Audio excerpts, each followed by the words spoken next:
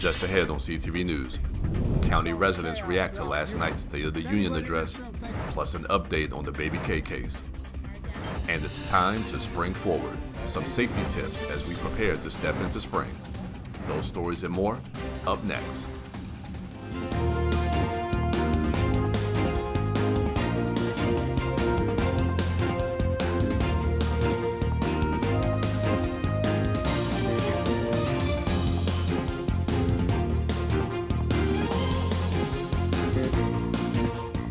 Good evening, I'm Katara Jones. And I'm Byron Scott with the CTV News Update. Well, President Biden came out swinging last night as he delivered a fiery State of the Union address. The president made a forceful case for a second term as he touched on a variety of topics from abortion, the economy, the war in Gaza, and aid to Ukraine. Biden also attacked his predecessor without mentioning his name as a threat to individual rights, freedom, and democracy. And the president also engaged in repeated exchanges with GOP lawmakers who were heckling him, particularly on the issue of immigration. In November, my team began serious negotiation with a bipartisan group of senators. The result was a bipartisan bill with the toughest set of border security reforms we've ever seen. Oh, you don't think so?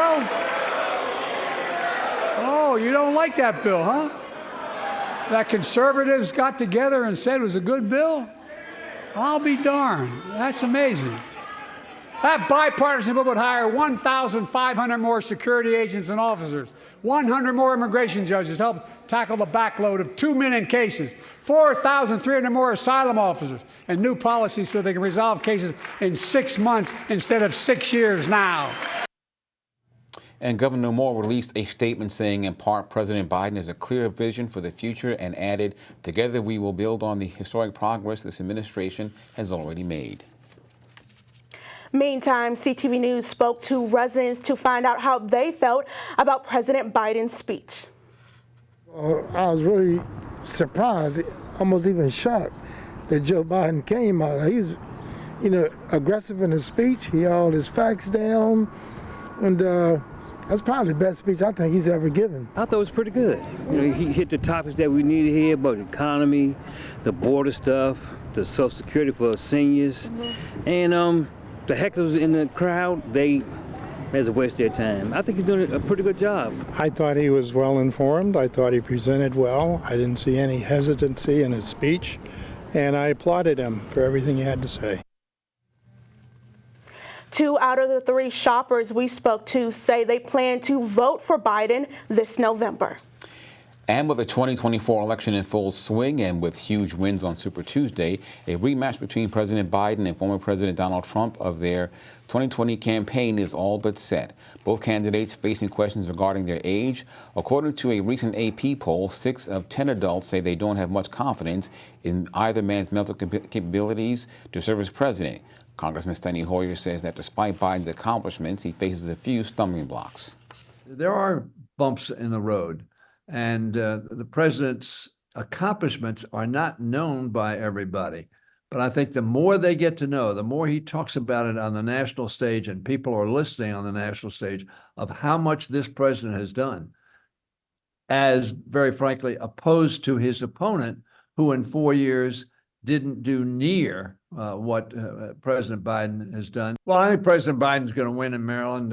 He's going to win handily. I think he's popular in Maryland. I think his policies are popular. And I think he's going to be reelected in our state. I think he's going to be reelected in the country. And Maryland's primary is set for May 14th. Well, police have charged a man in connection with the death of his infant daughter in a motel in Largo. He's identified as 27-year-old Joseph Barrett of Tacoma Park.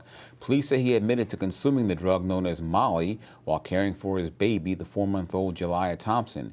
Investigators say the child ingested the drug as well. The medical examiner says the cause of death was an overdose. Police were called to a hotel on the 9400 block of Largo Drive West in early January on the report of an unresponsive infant. Anyone who may have information on the case is asked to contact detectives at 301-516-2512. A police effort targeting speeding drivers on Route 210 turned into a drug bust. Prince George's police and state police teamed up on this initiative. Investigators say one driver was taken into custody after they found 13 pounds of marijuana in his vehicle. He faces multiple charges. In all, police say they made 130 traffic stops and issued 71 citations. They plan on another day of enforcement in the future. And you're watching CTV News. I'm Katara Jones. And I'm Byron Scott. A law that could lower taxes is on the table in Annapolis. And prisoners may be able to vote while incarcerated. Stay with us. We'll be right back in a moment. We're pleased to welcome Elliot to Torah to celebrate becoming Bar Mitzvah. Baruch Adonai Mevarach. Baruch Adonai Mevarach. All right, everybody, thank you so much for your hard work.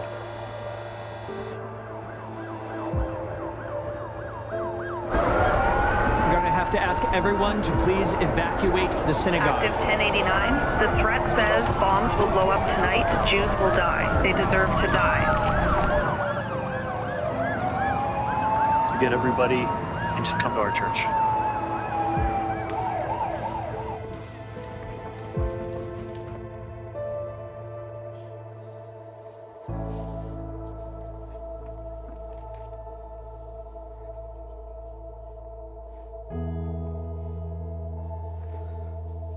Thank you for welcoming us in. And now again, we call Elliot to the Torah as a bar mitzvah. Welcome back. A decision has been made in the case of Baby K, the teenager accused of trying to kill a student on a Prince George's County school bus.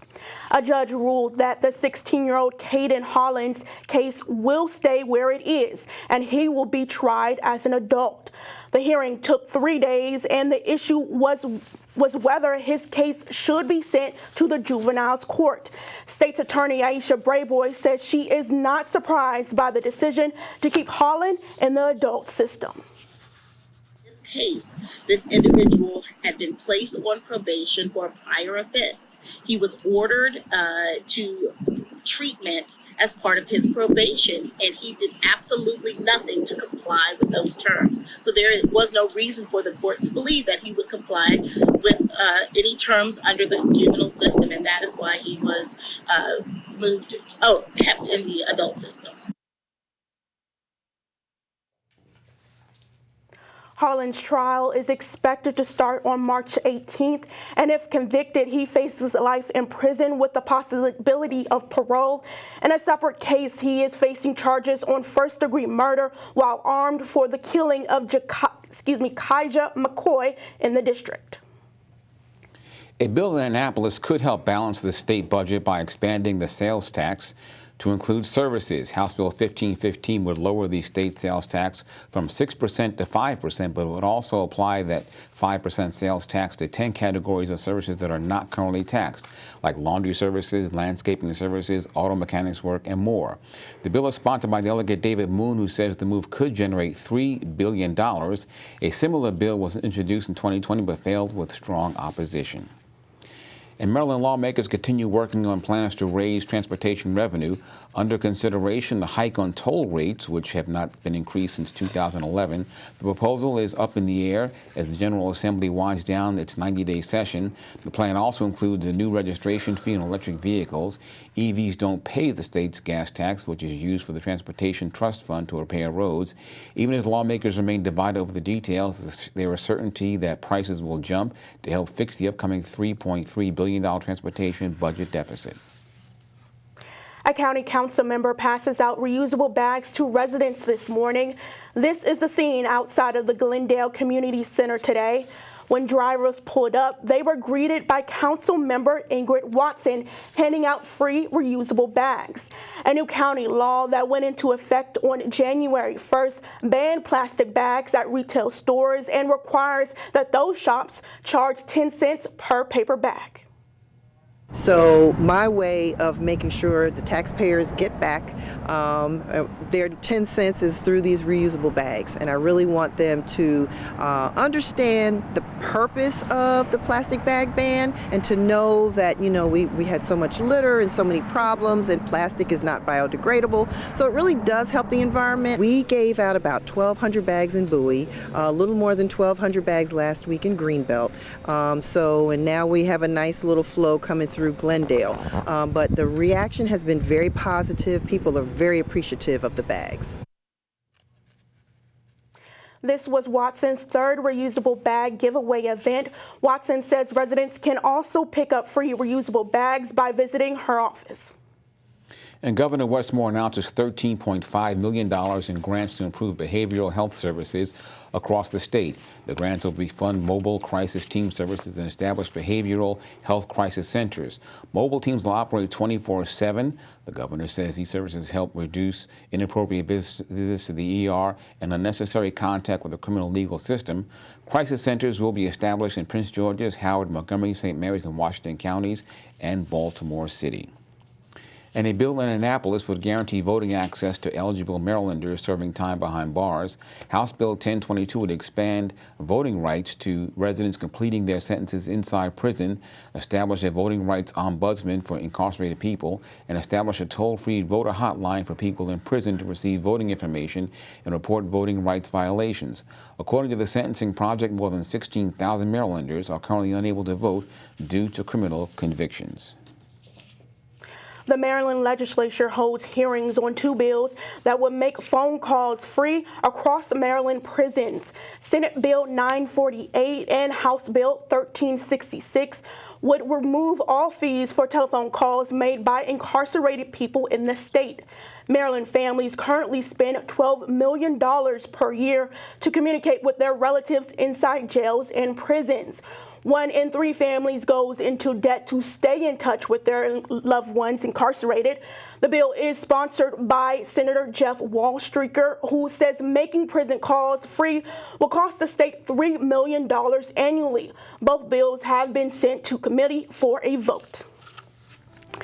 And you're watching CTV News. More news in a bit. Stay tuned. Sometimes I imagine what I'd write today for my dear friend Martin. I'd remind people that all hate thrives on one thing: silence.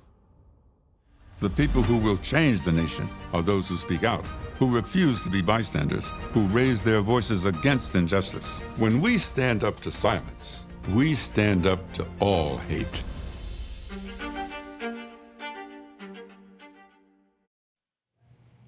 Well, it's that time again. Our clocks on Sunday spring forward 1 hour for daylight saving time.